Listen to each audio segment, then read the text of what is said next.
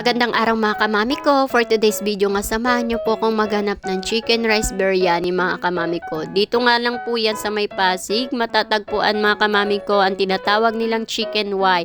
Yung rice po kasi nila dito is parang biryani mga kamami ko. Hindi parang biryani. Biryani talaga yung lasa ng rice nila dito. Kaya napakasarap ng chicken Y nila dito mga kamami ko.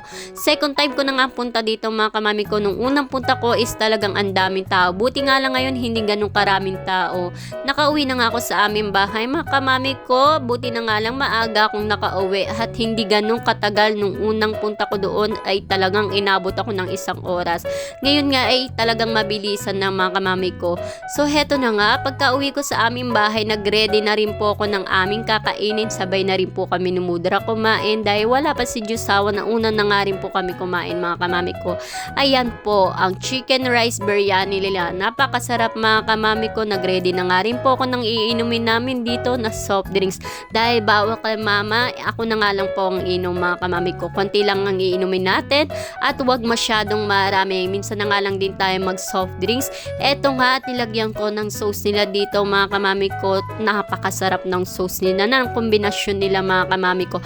Lalo na yung spices nila na kulay red mga kamami ko, napakasarap. Wala na naman tayong diet for today's video mga kamami ko dahil ilang araw nga tayong nagkikravings dito.